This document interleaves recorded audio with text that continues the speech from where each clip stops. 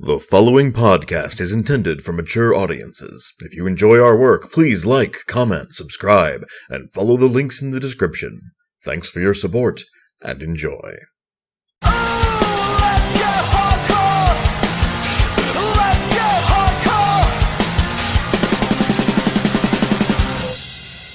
Greetings and salutations, listener. It is I, Eric J. Chucky, joined, as always, by the boy. Hey. This is the Two Nerds Podcast, and today is Sunday. Well, when we're recording this, you're hearing this on Monday, probably, or, in case you're just joining us, somewhere in the far-flung future. What up? It's your boy. He made that joke before the podcast. He was very proud of it, and I didn't discourage him, and this is what I get. This is my fault. I've never actually used that joke before, and I don't know how I haven't. But in any case... It's really hard for me to not open our podcast with the same bullshit, chopped up, generic YouTuber explosion of introduction. Like, every time. Smash the like button. Yeah, all that nonsense, just Destroy that subscribe button. Overindulging. Click that fucking bell. Don't click the bell. Don't touch the bell. The other two I'm fine co-signing. But Yeah, like, subscribe, comment in the comments section. So, anyway. We are here... Trying to stall for time. No. Fucking get this out of the way. Alright. There's a movie. There is a movie. For a couple years now. I haven't been avoiding it of my own volition fully. I've been avoiding it partially because pretty much everyone who knows me has told me to do so. Directly. Everyone who's seen this movie and knows me has told me not to watch it. Actually knows you. Yeah, actually knows me to any real degree. Like White here, several people at my day job have, if they've seen both that movie and know me fairly well, have told me directly not to watch it, that I would probably hate it. Now, I'd like to admit to being wrong about something. I misunderstood. Is it Wade Barrett again? No. I misunderstood when those people were telling me that, what they meant. I thought that... Honestly, I didn't take it as an insult, but I took it as them saying something about me. That I thought that they were telling me not to watch it, all these people, both you and others, because that they didn't think that they thought I was too much of a funless dickbag to be able to take a joke about my favorite fictional character. That I didn't think was true, but these are all people whose opinions, or for the most part, these are people whose opinions I trust, so I decided to give it a pass. It also helped that it didn't really look like something I would enjoy in general. Just because of the style of humor more than anything. But, someone else I know, who is a huge fan of this movie, Marilyn, she's been on the podcast before. That Scooby-Doo episode, most watched, still, most views. Marilyn's the best. She is ambrosia for the podcast, and if I could have her on again, I would, and we'd do a lovely little PG-13 segment. Yep. But, she really wanted me to watch this movie. Like, she brought it up on several occasions. She really wanted me to watch this movie. She loves this movie, and she knows how much I like the character. So she wanted me to watch it, and she asked me to come at it from as honest a place as I could. So I tried, listener. I turned on the movie. I watched the interminable 25 minutes of unskippable commercials for Legos and Legoland and Lego this and Lego that beforehand. They did let us skip exactly one. Yes, but not the one for digital movies, which I feel is some sort of deep irony. It reminds me of those commercials. I don't know if they still have them today because I don't have cable and I pay for YouTube Red like a sane person. Oh, YouTube Premium, excuse me. By the way, YouTube doesn't even pay us money. If you got the ducats, fucking go buy premium. It's worth. Yeah, I really just like supporting my favorite YouTubers, and we're not in that. I like doing diagram, that and not watching ads, so I'm willing to pay a fee to do that. But you get cool shows too. Yeah, that's like true. Good Game and fucking Dallas and Robo. Dallas and Robo? Yeah, good old Dallas and Robo. A show with several Harry Potter actors I'm looking forward to watching. Oh, yeah, that was on YouTube. First episode isn't out yet, but I'm looking forward to it. But yeah, you remember back in the 90s at least, they had these like ads for the Egg Council. Just like, eat an egg. Yeah, this was like that, but for digital movies, for digital distribution. They're putting digital distribution commercials on Blu-rays, and that's almost cruel. Yeah. Like, you ain't need to do Blu-rays like that. Blu-rays didn't do nothing to you. It'd be like running an ad in your local paper for, hey, all this news is great and stuff, but did you know you could get it for free on the internet? You never buy a paper again. Go to the internet, get all this information for free and more up to date. That's harsh. Like, fucking Blu-rays didn't do nothing to you to deserve that sort of... You didn't need to stunt on them like that, damn. But, got through that, watched the Lego Batman movie. And had a fucking experience, listener. I think that would be both the most appropriate and most inappropriate review line for the Lego Batman movie. A fucking experience. So, there's a couple... Alright, I'm gonna keep it... We're gonna keep it 100, alright? I'm gonna keep it real with you, listener. There are two versions of this podcast. Not that have been recorded, just that are possible. The universe has two different timelines, and we're diverging into one now. The first option is that I talk about this movie as the movie that it is, talking about the things I liked, the things I didn't like, the stuff I found fun, and maybe touching on some of the stuff I find inaccurate lightly. The second version of this podcast is a lot longer. I basically go take a pee break midway through it. Because I have problems with this movie. Not entirely based around my fanboyism. Now, I'm not gonna lie, that's a part of it. But I also have problems with the movie that it is. There's some issues that I feel could use addressing. But we're going to go for the first option because this is the Two Nerds podcast, and if you want to hear someone shit on something, you can find it somewhere else. Or on older episodes of the Two Nerds podcast when we talk about Batman v Superman. Or wrestling, or... Oh, God, yeah. Like, I'm going to try. I'm not saying I'm going to succeed, listener. We might delve into that second timeline here or there. But I'm going to try.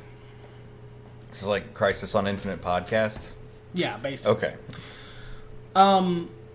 This movie knows how to get my buy-in. Like, they knew that there was a segment of their audience who they could win over in 5 minutes. If I may interrupt here briefly, I mean, this is a two-person podcast. Go ahead. Well, this is fresh for you. I saw this movie over a year ago. So... And also tonight. He's not just working off memories. No, yeah, I watched it with him. I've already gone through this range of emotions. And in the first place, I went through this almost exact range of emotions, but heavily diminished. As we've discussed before when we talk about favorite characters and stuff, I thought I loved Batman, and then I met the boy and realized that I don't love Batman enough. He likes him. I like him just fine. He's great. Definitely A+, top 10 superheroes, I'm sure. But I don't feel that strongly about the character and his world comparatively. So if I don't say anything, assume I just sort of agree, but lesser. Yeah. Assume his opinion is the same as mine unless otherwise noted, except take it about 3 notches down. Mine goes to about 8, not 11. So, this movie knows how to get your buy-in. If you're a longtime Batman fan who is a little iffy, this movie will do 2 things. It will get your buy-in in a minute, and it will lose it in 5 seconds. And they won't be terribly far apart from one another. The first very opening sequence, they do a cavalcade of both iconic Batman villains, and, like, they go all the way down to Condiment King, you guys. They dig deep. They Googled some things. They literally make a joke about that, because right after you introduce them, it goes, "You're making some of those up." Nope, they're all real, probably worth the Google. And so I admire them for admitting that they Googled these. Because if they had said they hadn't, I wouldn't have believed them. And that movie, that got my buy-in. Because you can't go to that level of detail to not just Googling these characters, but putting them in the movie and making little miniatures for them and, like, giving them all a little intro scene that, like, okay, I get the feeling that you like the premise of Batman, that you're not going to sit here and shit on a thing I like. You're going to make fun of it from a place of affection, which, if you've listened to many previous podcasts, you know is something that I actually love. Yeah, in general, a general rule of parody. Obviously, exceptions exist, but if you're going to make fun of something you love, because you'll make fun of it both more accurately and better. For example, the Deadpool movie, when they razz Rob Liefeld for not being able to draw feet. Spectacular. Yeah, that comes from a place of affection. And I got the sense right off the bat that this came from a place of affection. Which is, at least I speak for me, and I think a fair segment of Batman fans, is a great way to get our buy-in for a Batman parody, of any sort, really, is to make it seem like you love the character.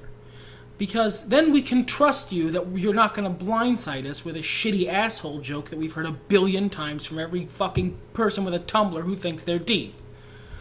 Except... 15 minutes into the movie, they decide to do that literally exact thing, as if the obvious setup I did a second ago wasn't a clear enough indicator. Also, my giggling.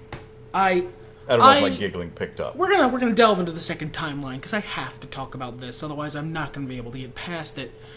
I am so fucking tired of the Batman just punches poor people argument that I get from every motherfucker who's seen a Batman comic panel or two and watched a couple movies and thinks that they understand the character. And yes, please, post me to our gatekeeping, what the fuck ever, I don't care. You're wrong! Batman, in any competent adaptation, does not just punch poor people. I'm not going to go into large detail about why you're wrong.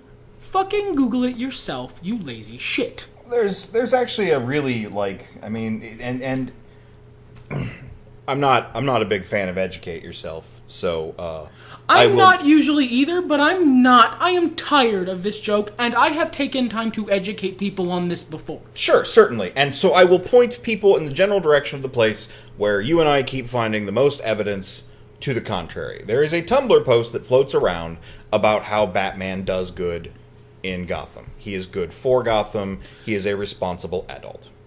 Batman, in addition to trying to keep a lid on the ridiculous fucking super criminals who the police have no chance of stopping, and for whom social safety nets are not going to solve anything. Joker doesn't rob banks because he needs to feed his family. The Two-Face does not take over the fucking water system because he's been disenfranchised. They're fucking crazy. And have superpowers, or have essentially an entire, depending on the adaptation, really broken, corrupt police system, or fucking eldritch force which makes Gotham a shithole behind them. So someone has to stop them. At the same time, Bruce Wayne also devotes absurd amounts of money, and I mean that in a literal sense because it's a comic book, so they don't have to try and explain where he gets all this money.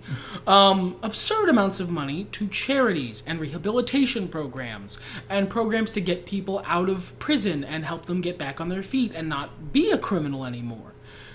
It's to the point where, in comics, unless you're in one of the many versions of Gotham, which is a shithole because literally, basically, Cthulhu wants it to be, at this point, you're a criminal if you want to be.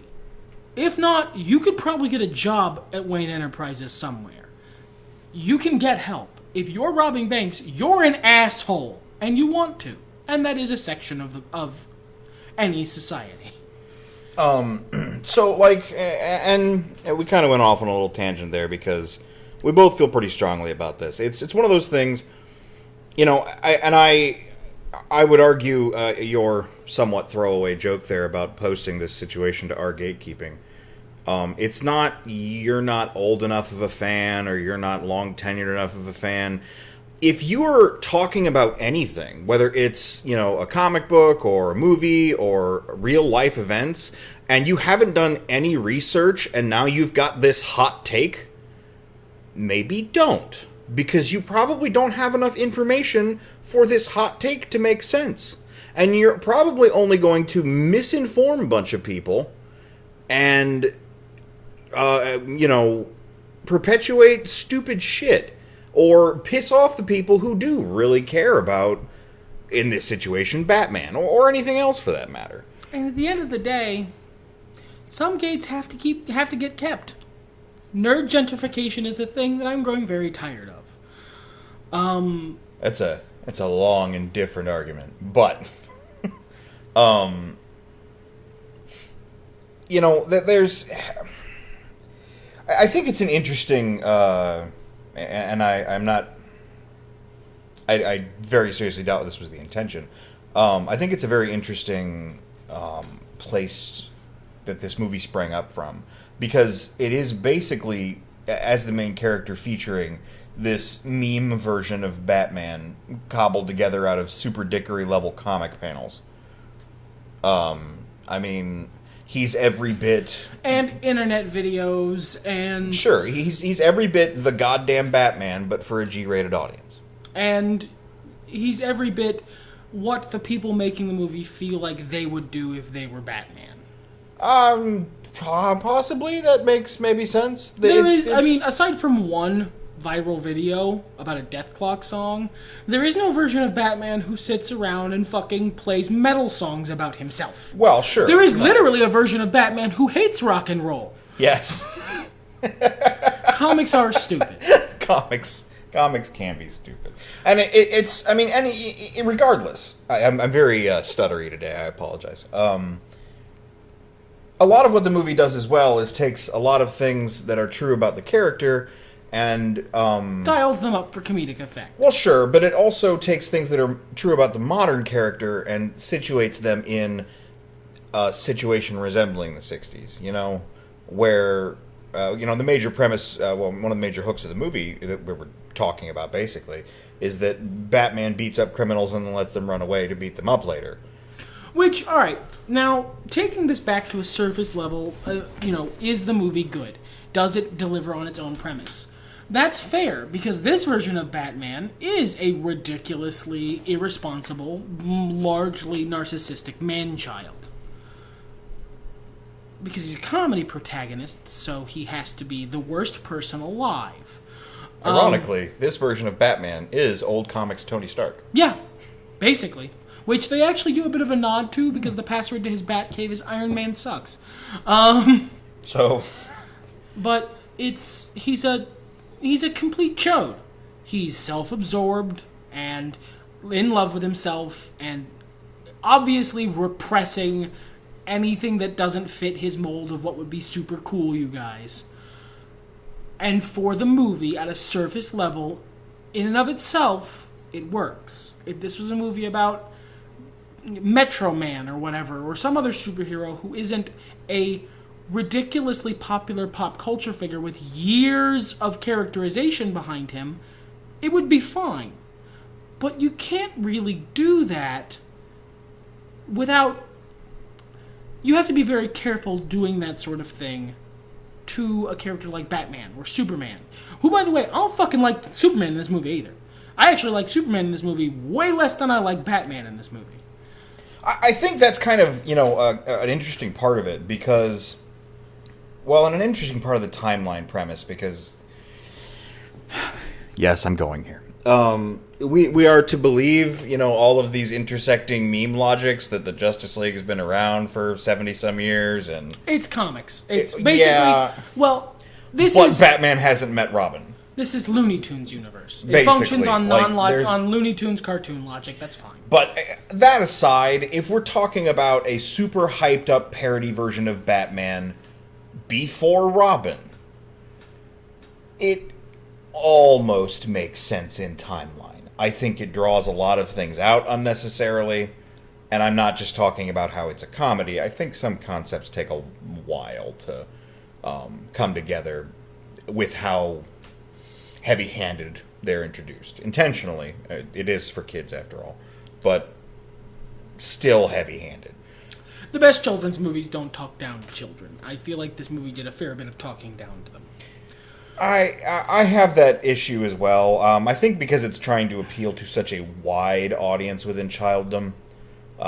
We can easily reference Batman the Animated Series as what everybody who Batman the Animated Series was for kids, and it didn't talk down to them, and you can tell. But Batman the Animated Series was aiming for that, 12 to 14-year-old demo, as opposed to also trying to include 5-year-olds, That's true. So, I'm sure this thing got market researched up to wazoo. It's not, how to put this, I wouldn't say, look, I think you and I, listener, can agree that this movie probably isn't for me.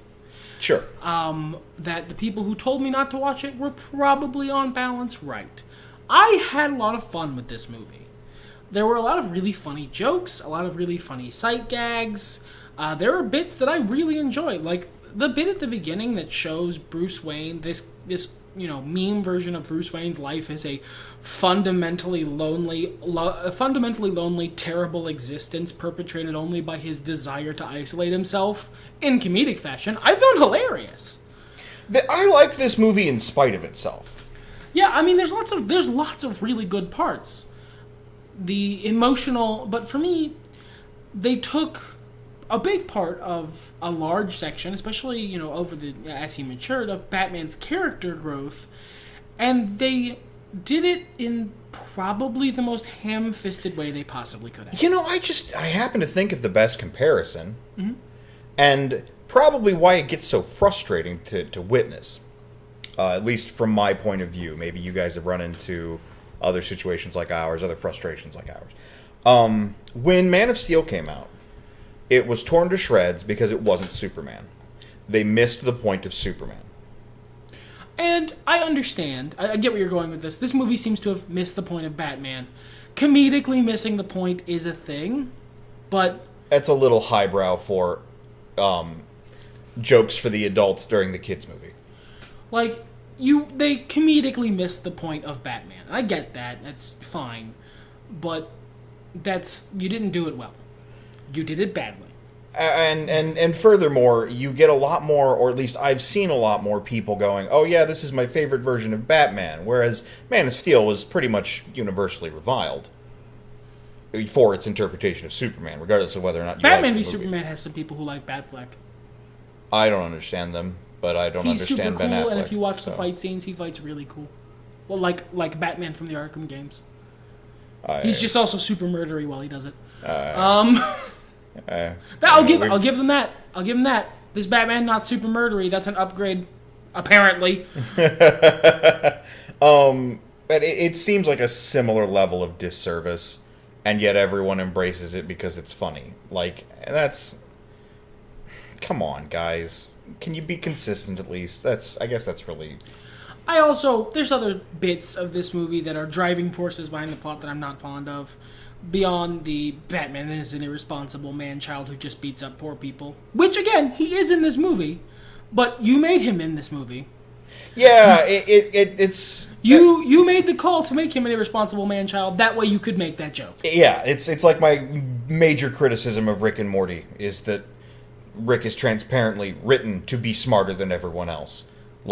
It doesn't get He's sold. right because the script says he is. Yeah, it isn't as sold as well as characters who are like that in other fiction, and that really bothers me about it. Yeah, it's hard to really feel for a self-righteous character who makes these statements when the only reason this character is acting this way, which is a departure from who they are in most other fiction, is because you've decided to make them do so.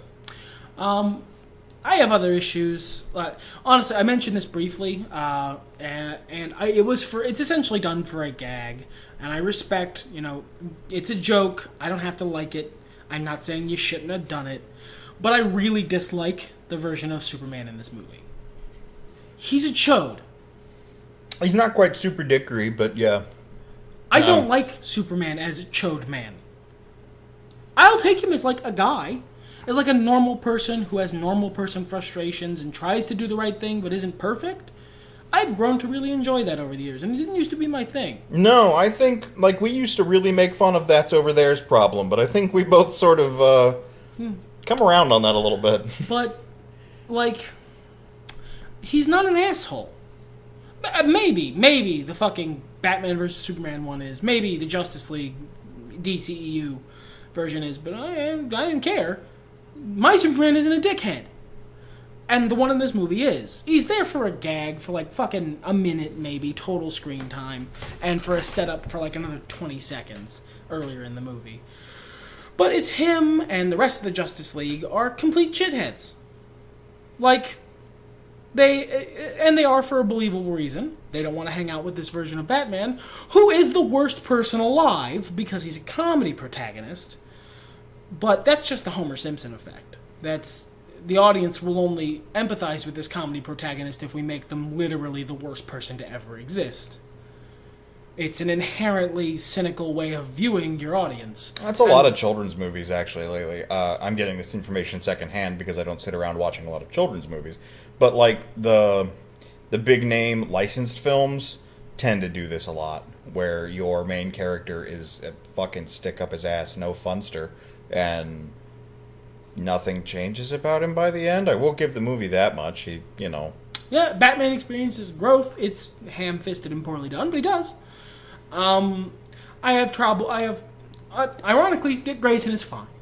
He's honestly probably one of the most comics accurate portrayals in the film. Yeah, accurate to like, fucking 60s Dick Grayson. Early Dick Grayson, like the Flying Graces, the Boy Wonder. Yeah. They did actually an okay job. He's really earnest. He's really naive. He's having a good time. He loves his life. Alfred's not bad either. I don't like the parts of the movie where Alfred treats a grown-ass man as a toddler, but this Batman is essentially a toddler, so it makes sense. There is a very, very funny bit at the beginning of the movie where he throws an actual flopping around on the floor hissy fit. It's pretty funny. It is funny. That's the thing. All right, several jokes in this movie, even if I don't like the premises behind them, or I don't like, I don't like what they're doing to the character, they are funny jokes. And, like, the visuals in this movie are incredible. Now, we watched it on a decent-sized TV, but I saw this in the theater. And, like, there's little thumb marks and shit on the Legos. There's scratches on them.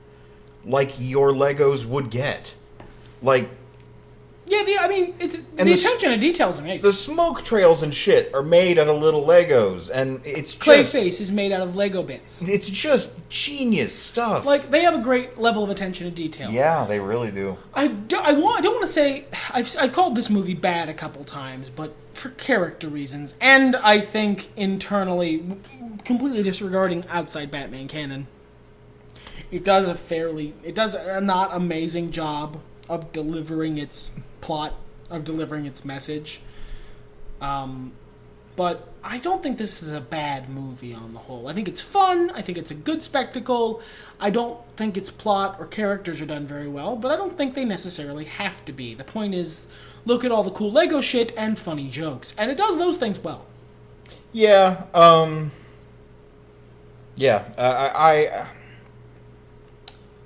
I think the performances are really good, too. Yeah, actually, Will Arnett does a great Batman. I'd like to see him in an animated Batman, like, less... You know what? I can actually do a really, really great comparison as to what this movie should have been more like.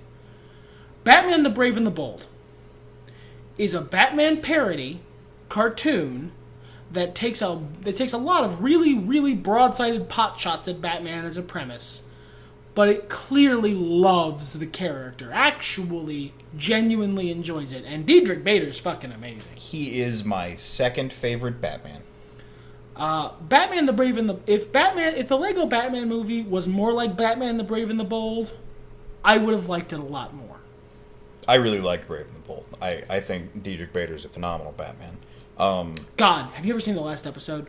No, dude. I haven't seen most of the series. I just really liked what I saw. The last episode's fucking heartbreaking. I bet. Yeah, because I remember what happened after that. And honestly, God, I'm sure, because I don't look on the internet for this shit, I don't give a fuck. I'm sure a bunch of people made humorous jokes about it, but given my recent watching habits, and now watching this movie after my recent watching habits, Will Arnett is playing BoJack Horseman Batman. Yeah. In a G-rated situation. 110% I have seen scenes paralleled between the show and this movie. Yes, a person who believes they're fundamentally broken inside and poisonous towards everyone they get close to isolates themselves through bad self-destructive behavior. Yes, it's the same fucking character. Also craves celebrity and attention. Craves celebrity and craves affection and craves people being invested in him without him having to invest in them, because then if he invests in them, they will be destroyed, and he doesn't want to watch that happen. Yeah. It's literally this. Will Arnett just plays that character as both a Lego Batman and as a cartoon horseman. Which I kind of makes me curious about what the hell's the name of that other show he was on? The really famous one everyone loves. Arrested Development. Makes me curious about that, and it makes me a little concerned for Will Arnett. He does a really good job in two different versions of that. Uh-oh. I thought I recognized that. Conan O'Brien was the Riddler. Yeah, there's a lot of great... The voice actors are having a great time. This movie, if you're not me, if you're not a complete and utter batweeb, I think you'll like this movie a lot more, because you haven't... And honestly, even if you are, and you haven't had the very specific experience I've had of having to fight people on the internet who showed up in your fucking, basically your internet house talking shit that they know nothing about a lot. I keep coming up with comparisons for this, but they're socially unwise. Yeah. Like, if I hadn't seen that specific stupid Tumblr post like 7 or 8 fucking times, or BuzzFeed article, or whatever was a BuzzFeed article 10 years ago, a cracked article about how Batman's just, a violent psychopath who just beats up poor mentally unstable people. He's an irresponsible rich person. The J. Jonah Jameson byline for Batman. Jesus, yeah, that's exactly correct.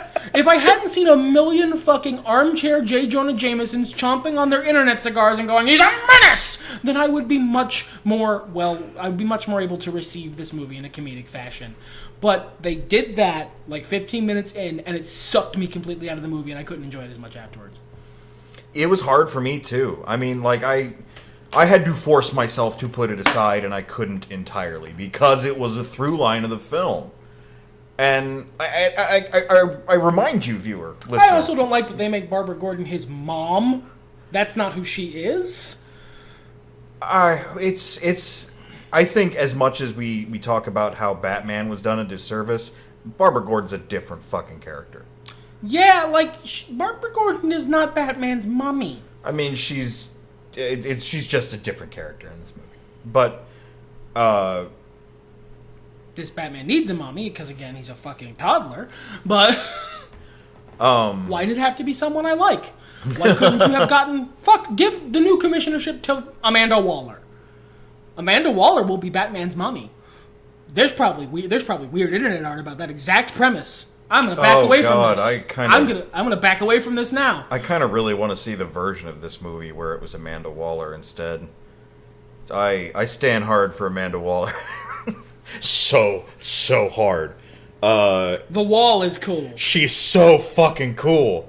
I was so glad she was good in Suicide Squad. Anyway, I've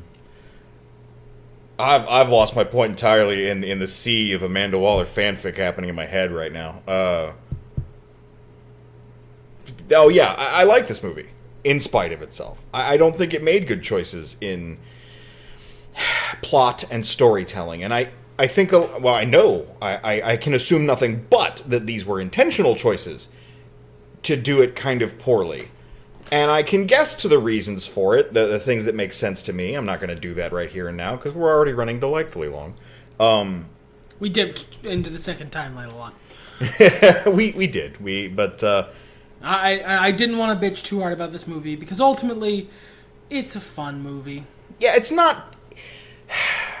I don't know... It doesn't need to be held responsible for the shitty people that caused this problem. if this was the first time I'd seen that joke, I would have probably laughed. And that's, I think, exactly what I told you at the time. I was like, look, you don't want to see this movie. It's got a lot of great Batman references, and if you wanted to watch it, I would support you in that, because there is a lot of love put into it, and a lot of really fun stuff to see. But the central conceit of the movie is a stupid hot take we are both tired of hearing. If this was the first time I'd seen that take, I probably would have chuckled very heartily, because I remember the first time I saw that take, and I went, that's wrong, but an amusing observation. Sure. And that's why most people really love this, because this isn't the 4 millionth time they've seen that joke. Yeah, exactly. This is new and fresh to them. This isn't the 9 millionth, this isn't, my name is Tony Stark, and I get Iron Man jokes everywhere I go. This isn't, I have to live with this every time I try and look up anything about Batman on the internet level. I'm tired. The horse is not dead to them. Whereas for me, it's fucking glue at this point. Yeah. But, it's still beautiful. It's still well acted. The jokes are funny. The surprises are interesting. The portrayals are humorous. Yeah. It's fun. It's a fun movie. Don't think about it too hard. That's kind of movies, though, isn't it? Not all of them, but... Except Inception. You kind of have to think about that You really have to think about that one. You have to be You have to be invested in that movie. Because I movie. saw that movie, and I wasn't 100% invested, and I don't know if I can say that I saw that movie. Whereas I was, and I love that movie. Oh, no, I thought it was interesting, but I wasn't watching it close enough. Kitty Pryde was there. Sure. I think we're good. Yeah, man. This conversation hasn't decreased our friendship at all. We're still tight. Excellent. I'm gonna end the podcast. Oh yeah, that too. Everything better when nerd talk about it. Was it singular? Yep.